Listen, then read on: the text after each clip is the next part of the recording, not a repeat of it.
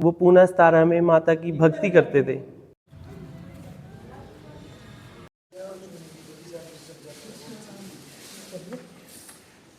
रहेगा महाभारत कालीन मंदिर माता बाला सुंदरी मंदिर। वो ऐसा कैसा टीले के नीचे से निकला। हाँ, ठीक है। उनको अपने हाथ से यहाँ पर श्रृंगार किया, उनकी पूजा अर्चना की, जिससे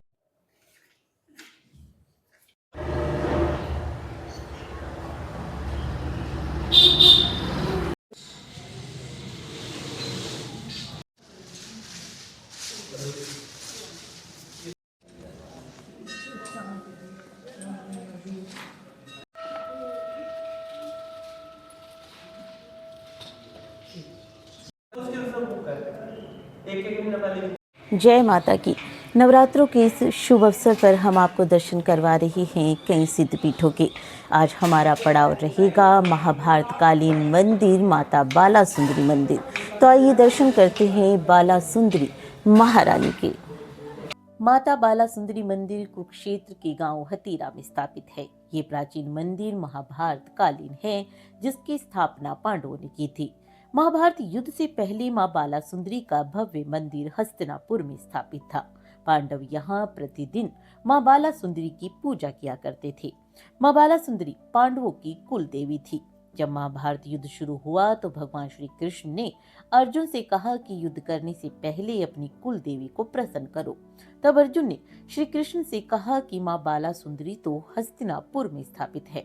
तब श्री कृष्ण बोले कि मां बाला सुंदरी का आवाहन यही किया जाए। तब पांडवों ने पिंडी रूप में मां बाला सुंदरी को स्थापित किया और उनकी पूजा अर्चना की। मां बाला सुंदरी प्रसन्न होकर प्रकट हुई और उन्होंने पांडवों को युद्ध में विजय का आशीर्वाद दिया। महाभारत पुराण में भी इन तथ्यों का वर्णन मिलता है। उस समय इस गांव का नाम हस्तिपुर था, जो पांडवों ने हस्तिनापुर के नाम पर रखा था। बाद में इस गांव का नाम हतीर हुआ और वर्तमान में इसे हतीरा के नाम से जाना जाता है। यह मंदिर खंडर बन गया और इसने एक टिल्ले का रूप ले लिया। लेकिन सन 1640 ईसा पूर्व महाराष्ट्र के पुणे शहर में एक घटना घटी। पुणे शहर में मां का एक दिव्यांग भक्त रहता था। वह मां बाला सुंदरी का मंदिर बनवाना चाहता था। एक दिन मां बाला सुंदरी स्वयं उसके सामने प्रकट होती है। मां अपने उस भक्त से कहती है कि कुरुक्षेत्र के समीप हस्तिपुर गांव में सिद्ध मंदिर है। आप वहीं जाकर मेरी मूर्ति को टीले के नीचे से निकालकर मंदिर का निर्माण करें।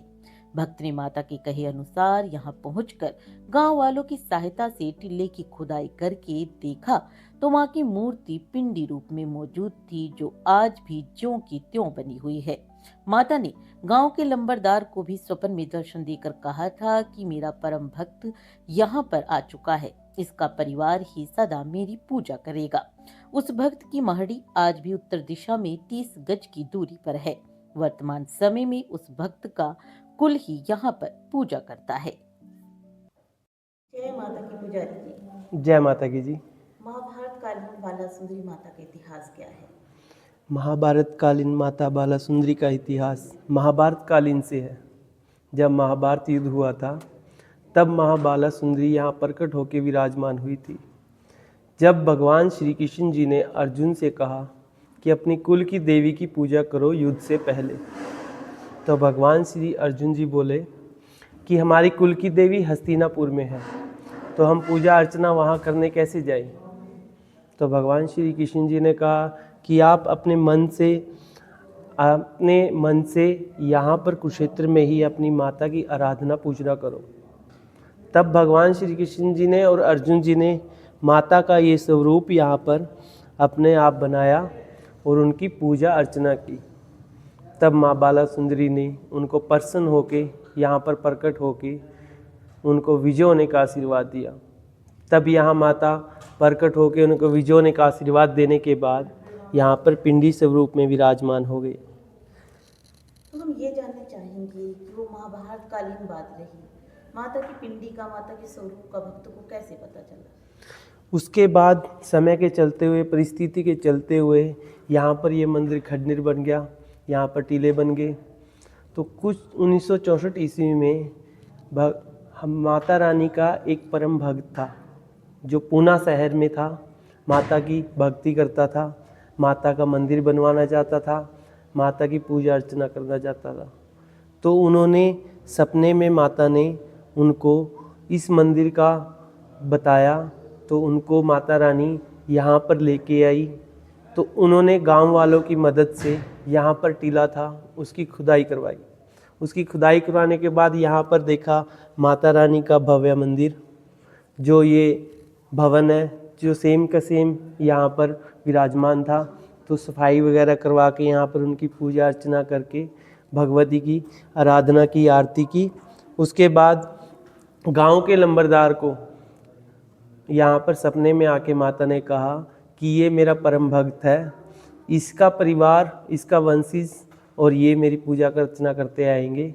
आज भी उसी परिवार का, उसी कुल के हमारे बुजुर्ग पूजा करते आ रहे हैं, माता की सेवा करते आ रहे हैं। तो क्या मान्यताएं हैं माता की? यहाँ पर मान्यताएं बहुत है, यहाँ पर बहुत बहुत मनोकामनाएं पूरी होती है। माता का जलवा ऐसा है, कई बार तो पलक झपकते ही आपकी सारी मनोकामनाएं पूरी कर देती है। कई बार देर होती है लेकिन अंधेर नहीं होता। यहाँ पर लोग अपने धागे बांध के जाते हैं, जिनकी मनोकामना पूरी होती है वो आके धागे खोल जाते हैं, अपनी मन इच्छा से प्रसाद बरकट करते हैं जो उनकी इच्छा होती है। माता रानी की इतनी भव्य कृपा है, यहाँ पर गांव वाले सारे माता रानी कुछ भी शुभ कार्य करते हैं, सबसे पहले माता रानी के भवन से शुरुआत करते हैं। उसके बाद शादी, मुंडन, जिस किसी में भी, सब में यहाँ पर माता रानी का पूजा अर्चना होती है। नवरात्रों को लेकर क्या तैयारी है? नवरात्रों के लिए हमारी भव्य तैयारी है। सभी भक्तजनों के लिए सभी प्रबंध कर दिए गए हैं, अच्छी खाने की, अच्छी पानी की, और लाइनें, श्रृंगार माता रानी का सब कुछ अच्छे से तैयारियां हो चुकी हैं। कुछ भक्तजनों की सहायता से, कुछ मंदिर की तरफ से माता की भव्य नवरात्रों की तैयारियां चली हुई है, जिसमें पहले नवरात्रे के कलश यात्रा निकलती है, माता की पालकी निकलती है, जिसमें पूरे गांव की परिक्रमा होती है। दादाजी खेड़ा महाराज की पूजा अर्चना करके, फिर जो परम भक्त थे माता के, उनकी पूजा अर्चना करके फिर माता के भवन में आके ये समापन होती है यात्रा। इस दौरान जितने भक्तजन होते हैं उनको माता का प्रसाद के लिए हमने अच्छी व्यवस्था कर रखी है। जो भी भक्तजन आते हैं यहाँ पर माता के दरबार में माता के दर्शन पाके तृप्त होके जाते हैं। कहाँ से भक्त लोग आते हैं? यहाँ के आसपास के गांव के, आसपास के शहरों के काफ़ी लोग आते हैं। जिनकी कुल की देवी है वो साल में एक बार जरूर आते हैं, माता रानी के दर्शन पाते हैं और माता रानी की दर्शन पाके धन्य होते हैं। हम यही प्रार्थना करते हैं कि माता रानी हमेशा अपने भक्तों पर आशीर्वाद बनाए रखे, हमेशा उनके घर में सुख शांति रखें, सबके कारोबार में तरक्की करें। जय माता की। तो भक्तों, आज हमने दर्शन किए महाभारतकालीन सिद्धपीठ माँ बाला सुंदरी हतीरा के, और जाना इसके महत्व और इतिहास के बारे में। अगले पड़ाव में चलेंगे कोर सिद्धपीठ पर और दर्शन करेंगे महारानी के। तब तक के लिए जय माता की।